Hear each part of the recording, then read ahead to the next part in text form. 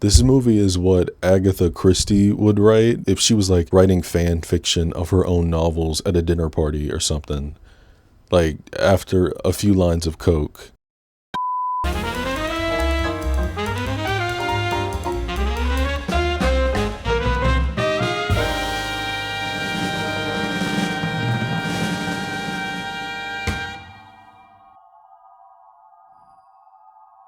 Clue is a 1985 black comedy mystery based on the popular board game of the same name. The film is written by Jonathan Lynn, who co-wrote with John Landis. An ensemble cast of Eileen Brennan, legend Tim Curry, Madeline Kahn, Christopher Lloyd, Michael McKean, Martin Mull, and Leslie Ann Warren. With a $15 million budget, the film grossed somewhere around $14.6 million at the box office. It's so upsetting. I hate this for them. This movie is fun, but its limited release along with its 3 different endings, which seems cool on paper but is just confusing for moviegoers and comes off like a big gimmick / cash grab. The humor is snappy quick and you don't catch everything on a first watch because you're obviously trying to solve a mystery here. I'll let you decide if the humor is for you or not as I walk you through the film. Don't worry, I'll try not to get us lost in all these passageways and secret doors. It's a lot in this castle we about to enter, okay? Hopefully we don't get killed in the process, but we'll be fine. You can always trust the butler.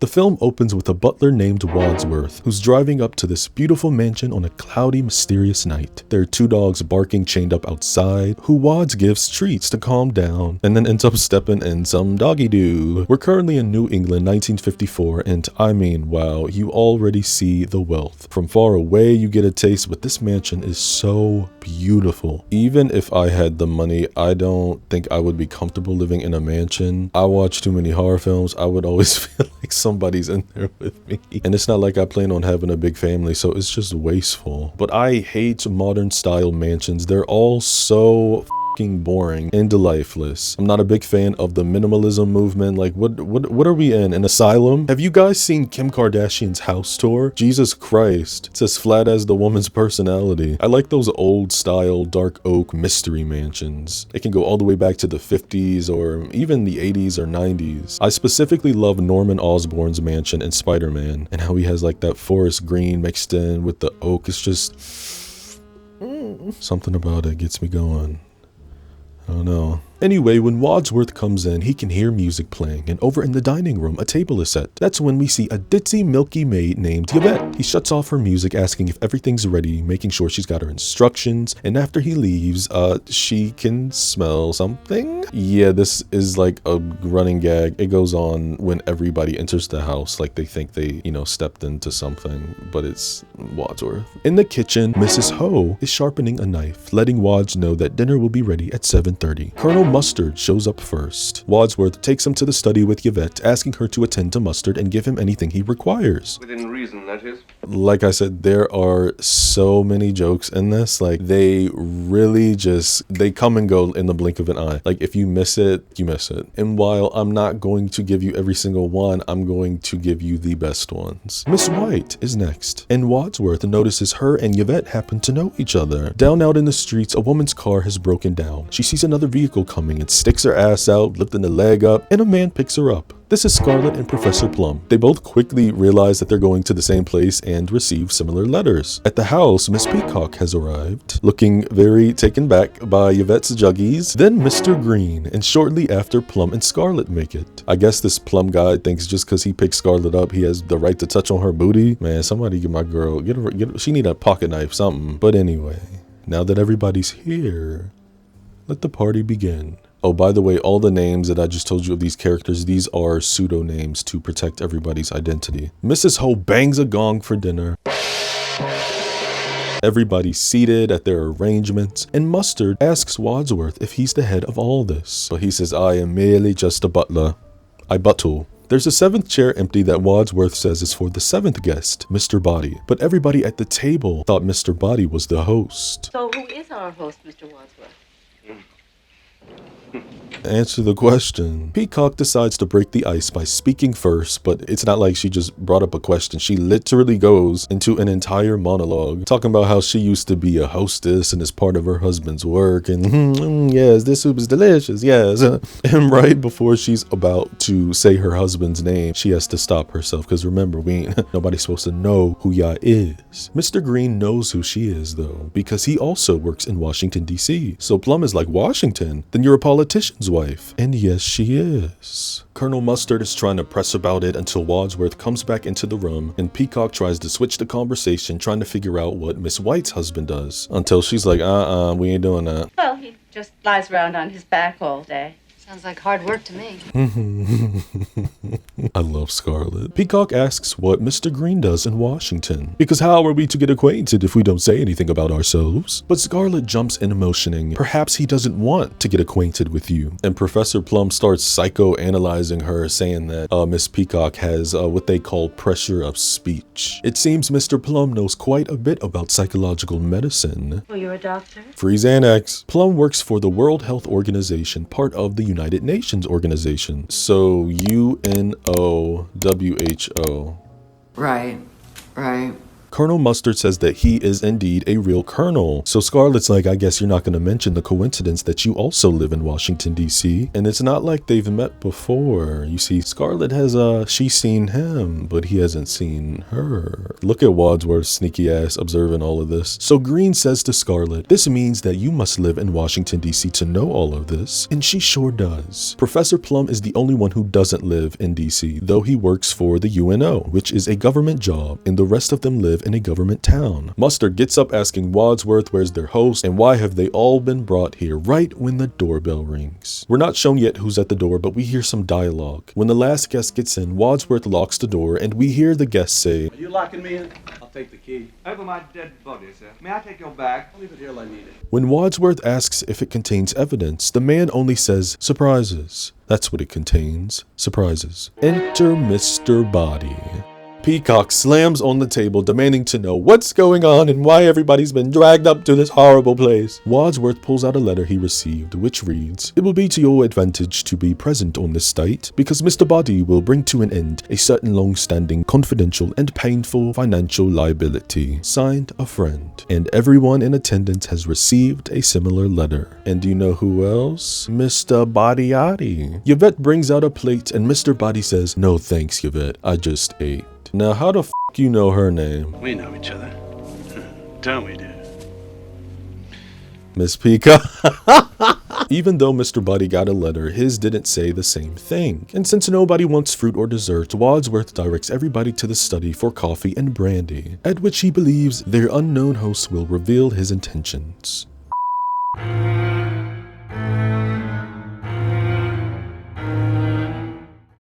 Wadsworth ordered everybody to be seated and lifts up an envelope that says, to Wadsworth, please open after dinner. Don't mind if I do. Our butler here has been instructed to share with everybody what they all have in common with one another, then asks Mr. Body if he'd like to do the honors. Body jumps up, calling this all a hoax, saying that they should just leave, but Wadsworth raises his voice saying, you cannot leave this house! Body runs to the front door and everybody rushes out. Wadsworth lets him know that all the windows have bars and all the doors are locked. And although Wads tells everybody to go to the study and everything will be explained, Mr. Body takes off running through the house, about to smash a window in the green room until he sees a Rottweiler on the other end. So he's like, hello, I was playing. What everybody has in common is that they are all being blackmailed, and for a considerable time, all of them have been paying what they can afford, and in some cases, more than they can afford, to someone who threatens to expose them, and none of them know who it is. The only person in denial is Peacock, who says her life is an open book. Yeah, okay, girl. Wads dismisses Yvette before continuing his instruction. Professor Plum was once a professor of psychiatry, specializing in helping paranoid and homicidal lunatics suffering from delusions of grandeur. Plum says, yes, but now I work for the UN. Wads is like, so your work hasn't changed. Got it.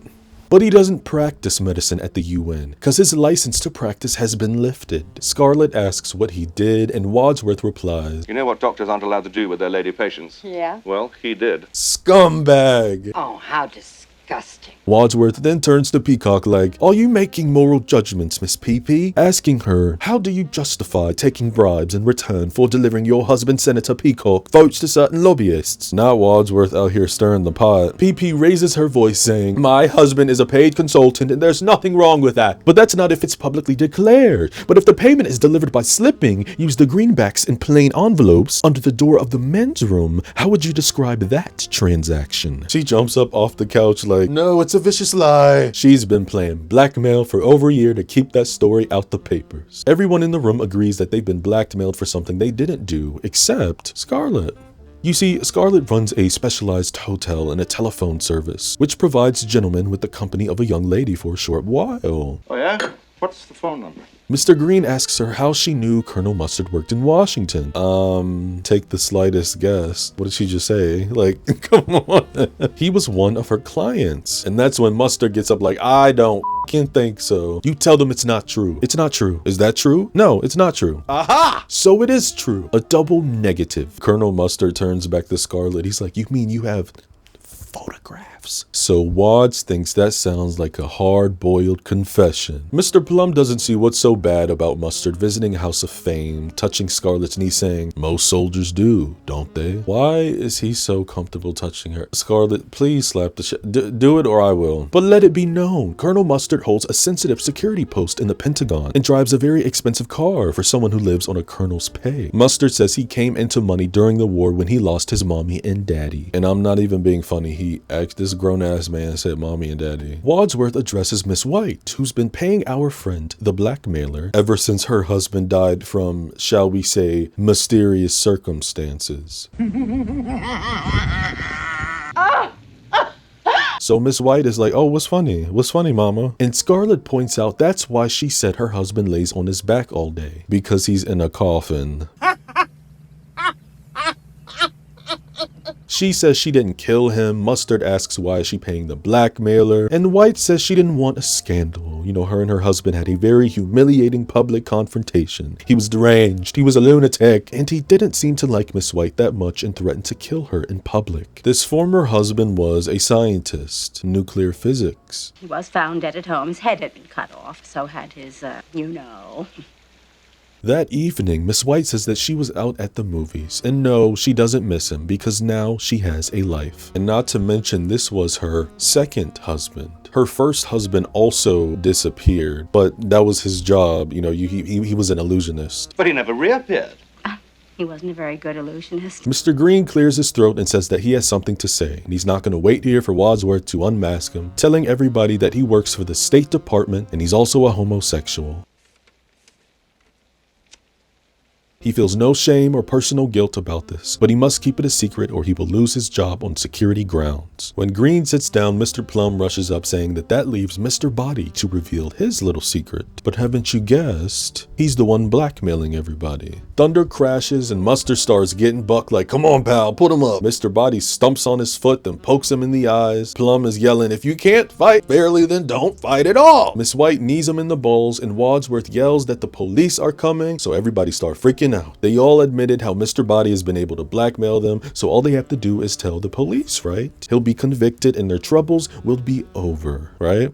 Right. Mr. Body says it's not easy and they will never tell the police, but Wadsworth says that he can because he has evidence in his possession. And this conversation is being tape recorded, with Yvette in the billiards room listening. Wadsworth tells everybody that the cops will be here in 45 minutes, and if they tell them everything that this man has been doing, then he can be put behind bars. That's when Body grabs his bag from the hall, which is a snakeskin briefcase, and inside he's got wrapped boxes, passing them out. If you played the board game, I think you know what all of these are. Scarlet gets a candlestick, White gets a rope, Green gets a metal bar, Mustard gets a tool, Plum gets a pistol, and Peacock gets a dagger. In each of your hands, you each have a lethal weapon, Mr. Body says. If they denounce him to the police, then they'll also be exposed and humiliated, and he will see to that in court. But if one of them kills Wadsworth now, no one but the 7 of them will ever know. After all, Wadsworth has the key to the front door, and he told Mr. Body when he arrived it would only be opened over his dead body. Mr. Body suggests they take him up on that offer as he closes the door and shuts off the light.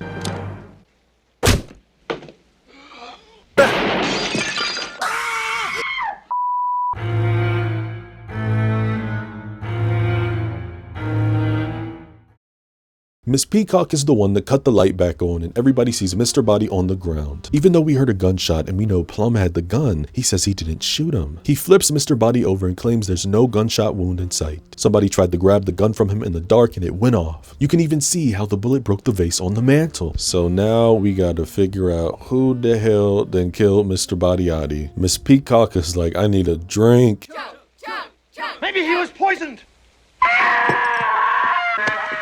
Mr. Green sets her down on the sofa, but she keeps screaming, so he slaps her. He's like, well, I had to stop her from screaming. They'll never know if Mr. Body's glass was poisoned because Peacock already drunk it. So unless she also dies, they might have an answer. We hear Yvette scream in the distance. Everyone rushes to the billiards room and Mustard is latching onto Scarlett. Okay. You locked me up with the murder, you idiot! So the murderer is in this room. But where? Where? Here!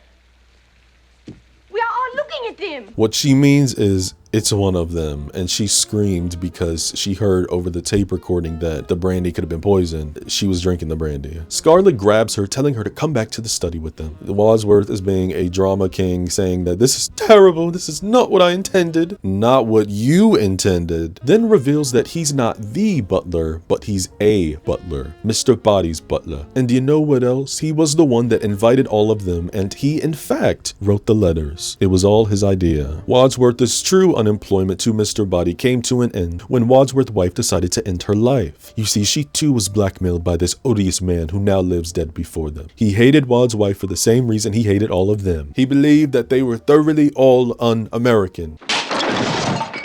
You see, for some reason, he felt it was inappropriate for the senator to have a corrupt wife, for a doctor to take advantage of his patients, for a wife to emasculate her husband, and so forth. And instead of being a patriot and going to the authorities, He decided to put his information to good use and make a little money out of it. What could be more American than that? right? Professor Plum asks what does Wadsworth's wife has to do with this, and Wads reiterates that she was a victim. She had friends who were socialists. Then he starts bursting into tears, and Miss White brings him a tissue. He is so dramatic. He goes into an entire sob story, a theater monologue, if you will, about Body blackmailing his wife. Girl, the objective is to find out who killed this James Bond villain reject in the next 39 minutes before the cops arrive. And that's when all the accusations come in. Everybody had an opportunity, everybody had a motive and a weapon, so they all ask who else is in the house besides them that could have did it. The cook! They all run to the kitchen, but Miss Ho is nowhere to be seen. She's not here. Miss White is about to pull the knife out and Mustard is like, no, don't touch it, it's evidence, as he puts his entire hand on the knife. Who would want to kill the cook? Dinner wasn't that bad. I would have laughed. I'm sorry.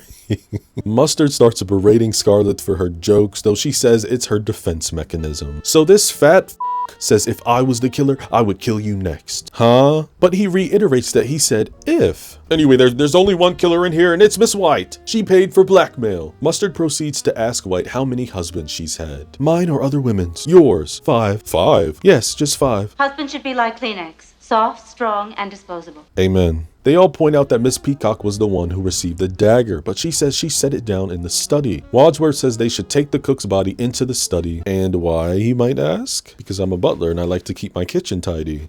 The hell? Look! What? The body's gone! Huh? Scarlett finds the negative pictures in the envelope correlating with Mustard and the women he ordered. They're all looking at them and White says that nobody can get into that position. Sure they can, let me show you. Professor Plum's freaked out ass says lifting her leg up just as Mr. Body is dead. Again? Mr. Green now has blood on his hands since he pulled Mr. Body off Peacock. And goddamn, Wadsworth is like, we still don't know who killed this man, where they did it, or with what. Plum tells him there's no need to shout. I'm not shouting! All right, I am! I'm shouting! I'm shouting! I'm shouting! And also, why did we wait so long to move her body out from in front of the doorway? Like, y'all just stepped over her. My God. They prop Mrs. Ho's body over the arm because if she's on her back, it'll just push the dagger further into her back. Even though that candlestick was given to Scarlett, she says she dropped it on the table and anybody could have picked it up. So what's left? The gun, the rope, the wrench, and the lead pipe. Wads decides to put it all in the cupboard and lock it since we have a homicidal maniac afoot. But everybody points out that he's got the key and he can open it whenever he wants. And Wadsworth is like, well, yes, I do have the key. It's got to go somewhere. And if I know that I have it, then I'm safe. He ultimately decides to throw it away. They all go to the front door, and that's when a motorist saying his car broke down appears, asking to use the phone. Yeah, I've seen this movie before. The motorist asks, where is it? And Wads is like, what, the body? There's no body. I mean, nobody in the study, but I think there's a phone in the lounge. He directs the man to wait in the lounge after the phone call, then proceeds to lock him in. They circle back to the key, and Wadsworth finally throws the cupboard weapon key out. Miss White requests the key to the front door to leave, but no one is going anywhere until we figure out who's behind all this. And Peacock says if Miss White leaves, then she'll say that she killed the two corpses. Mustard pours another drink for himself and splits the last few drops in the glass between the others, then asks Wadsworth if there's anyone else in the castle. They are going back and forth, like misinterpreting his yeses and his nos. Wads, he is just f***ing with him at this point, and Miss White has had enough. Please! It takes him forever to just flat out say no, but Mustard suggests they handle this in proper military fashion by splitting up and searching the house. Now, wait a minute, hold up. How come every time some scurry shit happen that we need to stick together, you white people always say, let's split up? That is the dumbest thing you could have ever said out of your thin lips. Plum states the obvious that if they go off in pairs and one of them is paired with the killer, then they'll get killed. And Mustard says, thus we would have discovered who the murderer is. There is no other choice though. Yvette says she's frightened of the dark, and when she asks if anyone can come with her, I will. No, thank you. Wadsworth cuts matches for partners, and whoever has matching lengths go together. The two shortest check the cellar and go up from there. Mustard and Scarlet are paired together, then Wadsworth and White, then Yvette and Mr. Green, then Plum and Peacock. At the highest level, Yvette and Green check the attic, and Green asks if she wants to go in front of him. And she's like, absolutely not. I'm sure there's no one up there. Then you go in front. All right.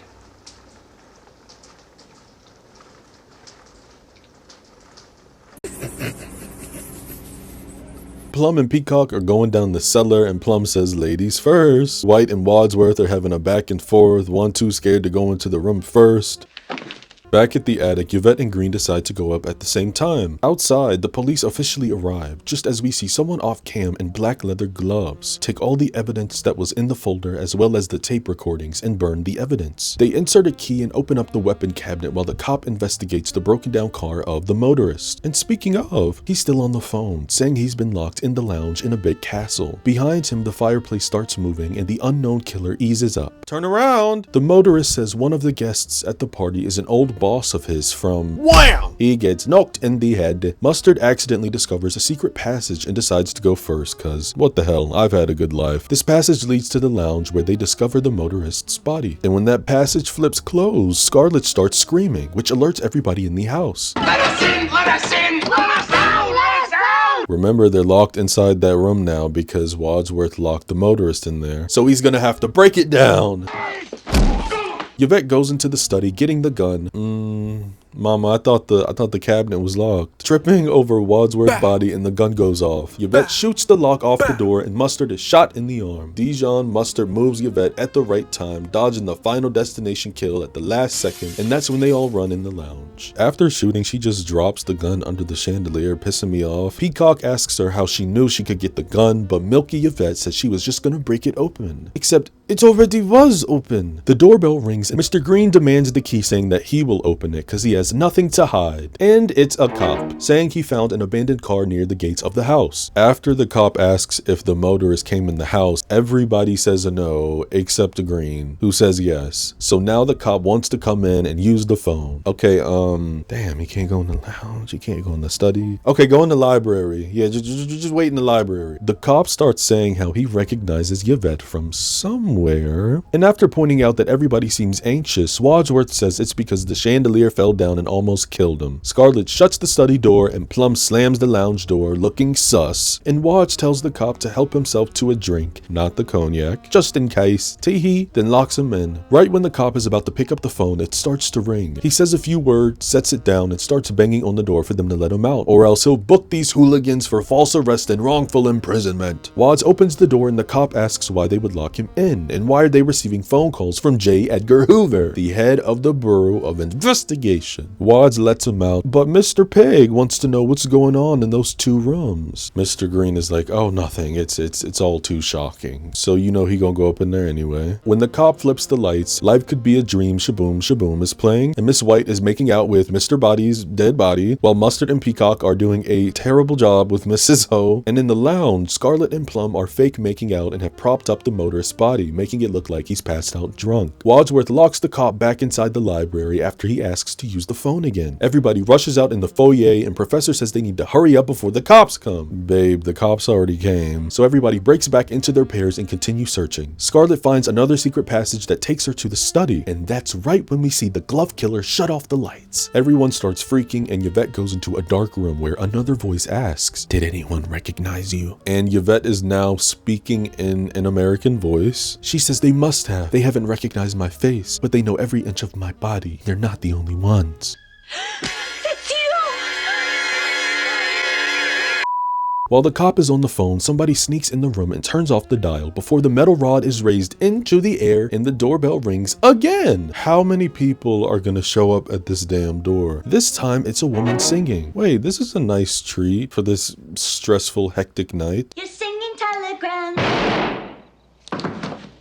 Or not. Nobody can see anything. Green walks face first into a stuffed closet. Mustard bangs his head on the table. Miss White gets a jump scare from a clown. Wadsworth can't find the door, and when he thinks he's found the knob, he only turns on the shower, but he makes it downstairs, turning the power back on. Everyone comes downstairs and into the billiard room, seeing Yvette's body, but nobody screams or reacts. Well, in the study, they also see the cop's body. Like, damn, that's crazy. Just not saying a word.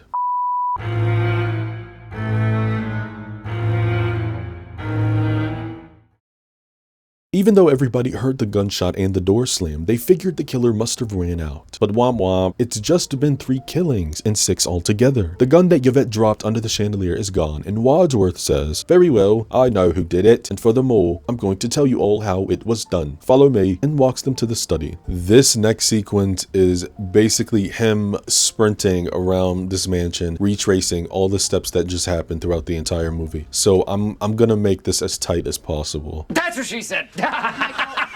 At the start of the evening, Yvette was here by herself, waiting to offer everyone a glass of champagne. Now Wadsworth, he was in the hall. He knows that because he was there. In the kitchen, there was Mrs. Ho, the cook, sharpening her knives and preparing dinner. Then the doorbell rang, and that was Colonel Mustard. Yvette met him and smiled and poured him a drink. Then we met Miss White, looking pale and tragic. Wads introduced White to Mustard and even noticed Miss White and Yvette had flinched. Then there was a crash of lightning. And to make a long story short, Too late. one by one you all arrived. And it was revealed they had all received a letter. Blackmail. In the study, Mr. Body went to get his surprise packages from the hall, and everybody opened their weapons. Body switched off the lights.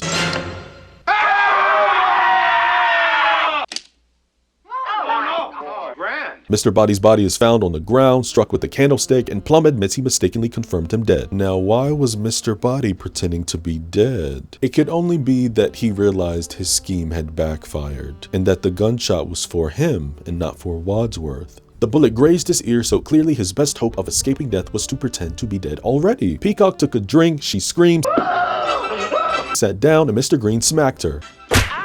Then Yvette screamed in the billiard room, but one of them was not there. Maybe one of them was killing the cook. Wadsworth says they stood there trying to stop Yvette from panicking, and one of them could have stood by the cubby, picked up the dagger, ran down the hall, and stabbed the cook. Peacock asks how they could risk that because someone could have seen them run back, but not if they used the secret passage. And the killer ran back through the secret passage to the study. They ask Wadsworth how does he know about these secret passages, and he says this house belonged to a friend of his for a long time. So is you. Like, what? Everybody repeats exactly what I just said, and Wad says, "Don't be ridiculous. If I was the killer, would I reveal to you how I did it?"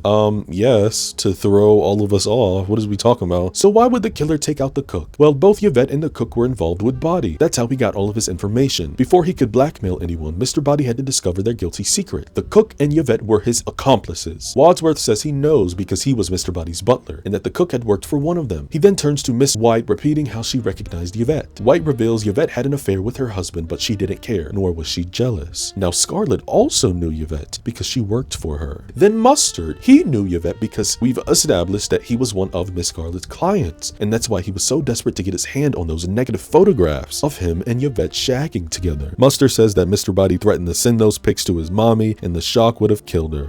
See, you effed up right there, nephew, because didn't you tell us all earlier that your parents died and that's how you got your shmoney? They all retrace the steps of finding the cook dead in the kitchen, and Wadsworth says whoever the killer is slipped back into another secret passage to the study, grabbed the candlestick and chased Mr. Body out the room, crept up behind him and wiped him out, throwing his body in the toilet. And it took less than half a minute. They retraced back to the study to the cupboard, and then they went to the door to throw away the key and met the motorist. Wadsworth didn't throw the key and put it in his pocket, and someone could have taken it out and substituted another because they were all huddled. So Mr. Green's like, wait a minute. Colonel Mustard has a top secret Pentagon job. Miss White's husband was a nuclear physicist, and Yvette is a link between them. Plum asks what's his secret job, and Wadsworth says that he's working on the secret of the next fusion bomb. How did you know that? Can you keep a secret? Yes. Second on it. Peacock asks if this is a plot between them or did Colonel Mustard do this all alone. So let's look at the other killings and see. Wadsworth suggests that he invited the motorist, and everyone here tonight was either Mr. Body's victim or accomplice. Everyone who has died gave him vital information about each of the guests tonight. Wadsworth got them all here so they would give evidence against him and force him to confess. When Scarlett asks what kind of information did he have, Mustard reveals he was his driver during the war, and what he was holding over him was he knew that Colonel Mustard was a war profiteer. He stole essential Air Force radio parts and sold them on the black market, and that's how he made all his money. But that doesn't make him a killer, he says. Well, a lot of our airmen died because their radios didn't work. Was the policeman working with Mr. Body too? Peacock asks, and Scarlett reveals that the cop was from DC. He was on her payroll. She bribed him once a week so she could carry on with business, and somehow Mr. Body found out. Now, the singing telegram girl, the girl who just, was dancing and then pew pew, got 2 seconds of screen time. I'm sorry, girl. She was one of Professor Plum's patients, and she is the reason that his license got taken away. And Mr. Body found that out too. They dropped the telegram's body in the study with the others, and now that everybody knows why they died, whoever took out Mr. Body also wanted his accomplices dead. Wadsworth continues. The killer stole the key from his pocket, then everyone followed Mustard's suggestion that they split up and search the crib. So one of them had to get away from his or her partner, hurry to the study to throw away the evidence, and then having found the whole story, they went to the cupboard, unlocked the key, took out the wrench, and that's exactly when Scarlett and Plum found the secret passage from the conservatory to the lounge, where they found the motorist dead. But they couldn't get in, so Yvette ran to the cupboard, grabbed the gun, and shot the door open. Then the doorbell rang. And again, the doorbell actually rings. Good evening.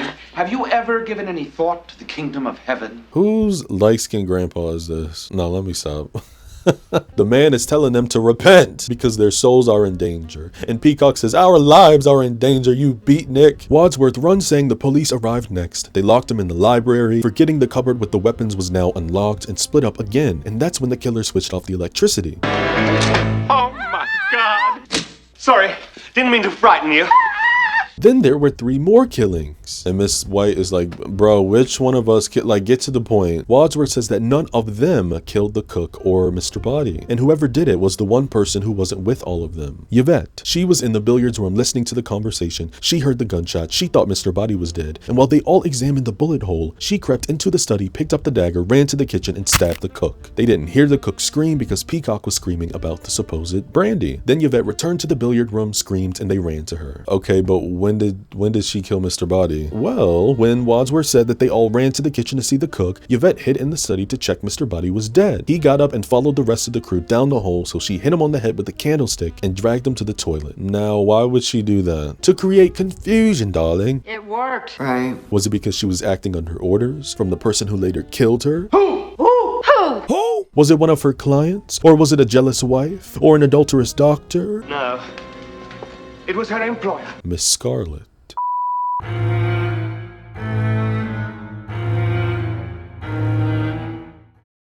Scarlett says that's a lie, but Wadsworth points out she used Yvette how she always used her. She killed the motorist when they split up to search the house. But how could Scarlett have known about the secret passage? fridge. That's easy, Yvette told her. So when they all split up again, she switched off the electricity, and it was easy because she was on the ground floor. Then in the dark, she got the lead pipe and the rope, strangled Yvette, ran to the library, killed the cop, picked up the gun where Yvette dropped it, opened the door, recognized the singing telegram girl from her photographs, and shot her. Scarlett says that he has no proof, but Wadsworth says the gun is missing. Gentlemen, turn out your pockets. Ladies, empty your purses, and whoever has the gun is the murderer. Brilliantly worked out, Wadsworth. I congratulate you. Me too. Shut up! I f***ing knew it, you skank! Scarlett says they don't know her true business. Her real business is secrets, and Yvette found them out for her. The secrets of Senator Peacock's defense committee, of Colonel Mustard's fusion bomb, Professor Plum's UNO contacts, and the work of White's husband, the nuclear physicist. So, it is political. You're a communist. Scarlett says, no, Mr. Green, communism is just a red herring. Like all members of the oldest profession, I am a capitalist, and I'm gonna sell my secrets and your secrets to the highest bidder. Mustard says it's no good blackmailing him because he has no more money left, and Peacock and Green say neither do they. But Scarlett knows this, sweetie pie. Colonel Mustard can pay her in government information. All of them can, except Wadsworth, so she's afraid his moment has come. But Wadsworth says he has a secret too. And the game is up because there are no more bullets left in that gun. 1 shot at Mr. Body, 2 for the chandelier, 2 at the lounge door, and 1 for the singing telegram. 6 bullets. 1 + 2 + 2 + 1. They do a whole gag getting the numbers mixed up, but we know it was only 1 shot at the chandelier. The doorbell rings and Wadsworth grabs her wrist, twisting it as a bunch of pigs invade the joint. And turns out the religious man was the chief. Don't hate me for trying to shoot you. Frankly, Scarlett, I don't give a damn. As I was trying to tell you, there are no bullets left in this gun, you see?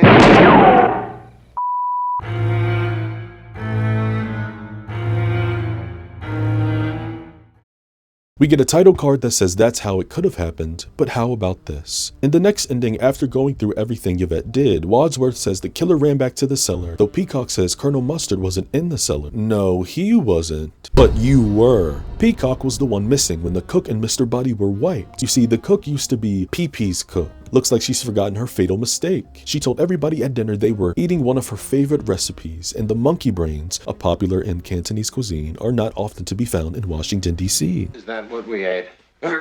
So Peacock asks why would she have killed all the others, but don't you see, darling? It was in case Mr. Body had told them about her. So this all had nothing to do with the disappearing nuclear physicist and Colonel Mustard's work on the new fusion bomb. Communism was just a red herring, and Miss Peacock did it all. When everyone turns out their pockets and empty their purses, PP is the one with the gun. This is the weakest ending. Wad says he's not going to do anything about it because it seems to him she's done the world a public service by ridding it of appalling, blackmailing, and disgusting informers. He also never called the cops and suggests they stack the bodies in the cellar, lock it, and leave quietly one at a time, pretending none of this ever happened. They start singing for She's a Jolly Good Fellow as she leaves before Wadsworth admits he works for Mr. Hoover, the man who called earlier under the Bureau of Investigation. But there's still one thing that Colonel Mustard doesn't understand. Who was Peacock taking bribes from? A foreign power. Her husband, the senator, has influence over defense contracts. Outside, Peacock is getting in her car when addressed by the Jesus man, and he pulls out his pistol as all the pigs come snatch her. We always get our man. Mrs. Peacock was a man?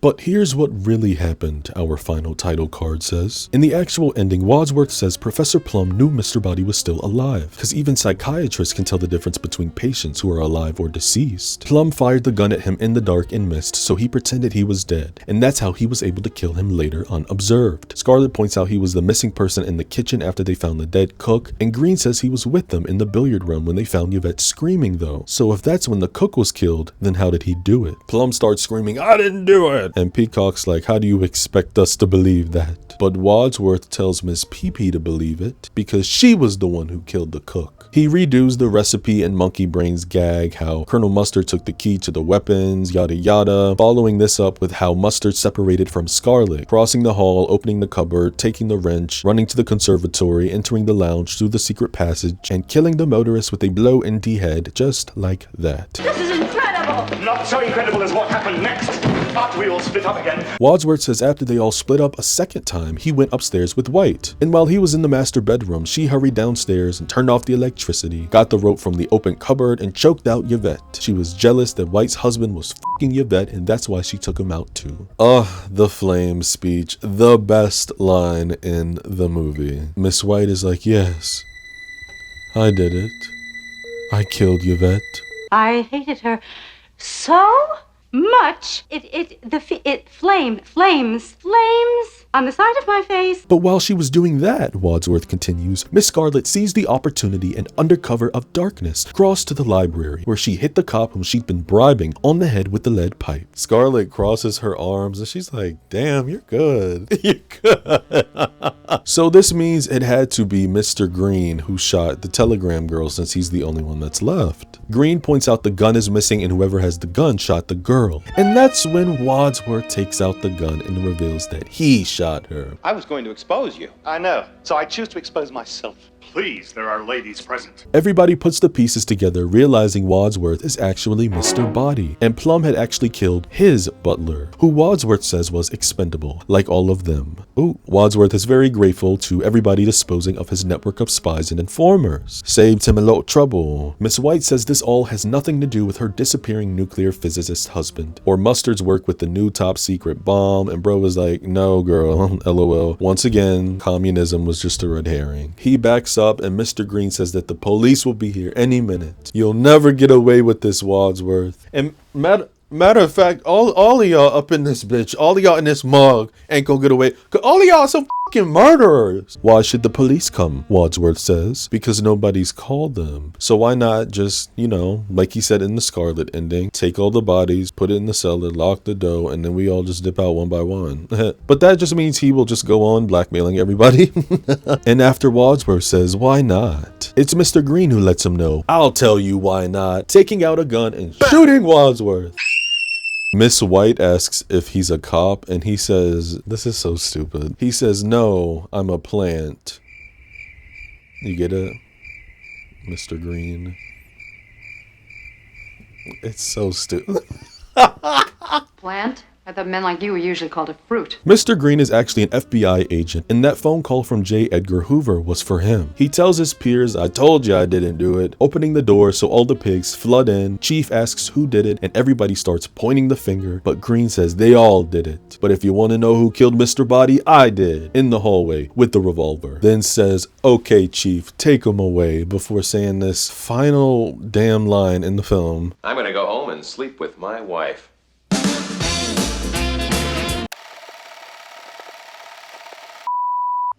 There's so many aspects about this film and how it shouldn't work. You know, there is no main character, no single ending. Half the jokes are visual, and it's overall just camp rhythm and performance that's been duct taped together with murder. I'm sorry, it's cinema. Have fun. The film thrives on being extra. Wadsworth running around backtracking everything is so stupid, but that's part of the charm. I love the costumes, and speaking of, no one in the film actually wears colors accurate to their original characters in the board game. Miss Scarlet wears green, Miss White wears black, but the inside of her coat is white. Miss Peacock wears gold and orange, though has peahen feathers in her hairpiece. Mr. Green wears no green at all, but a blue suit with a red tie. Colonel Mustard wears a dark brown suit and a light cream overcoat, and Professor Plum wears a burgundy vest and gray suit. But let it be known, though we barely acknowledge their cars, each character's car matches the color of the character's original names and game pieces. The film serves as a Marxist read, low-key. Everyone here is rich, shady, and pretty damn terrible. So who's the real killer here? I'll tell you what, capitalism. I also find this film to be mocking the whole idea of solving a mystery. Sometimes it feels like it's not about who, but the how dare you even ask me of it all. Logic is treated like a dead body. Fun to look at, but don't get too close. Wadsworth hands down carries this film. Tim Curry needs his Nobel Prize for sprinting in these damn loafers. And the quote real ending is the strongest in my opinion because it makes the most sense. The term "the butler did it" is right there on his forehead. He is a pot-stirring, dramatic-ass theater kid. Miss Scarlet is another favorite. I will keep something warm for you.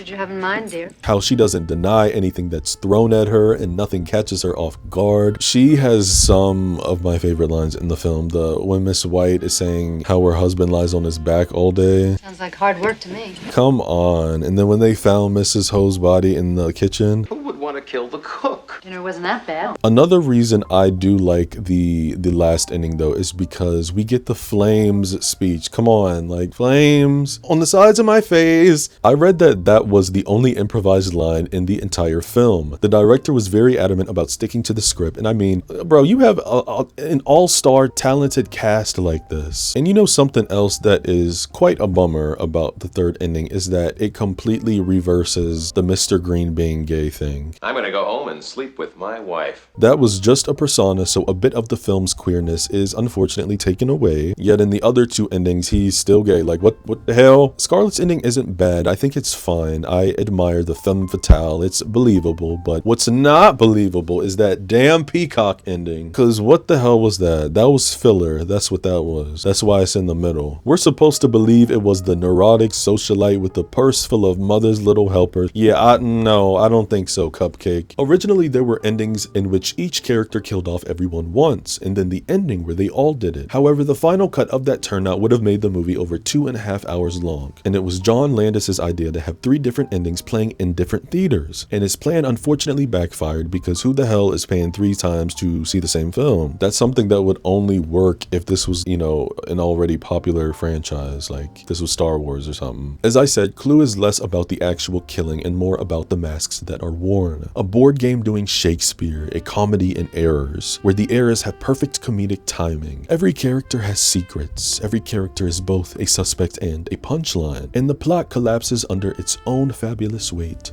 on purpose. What do you think about Clue? Do you like its style of comedy? Its little, you know, its slapstick. I was about to say kind of family friendly. I mean, it is, but the jokes are gonna go right over their heads. But yeah, any favorite moments, favorite lines, comment down below. If you're new here, subscribe. I would love to have you, darling. Share this with your friends and turn on that bell notification so you don't miss a new video. In the meantime, beautiful people, take care of your mind, take care of your body, and take care of your spirit.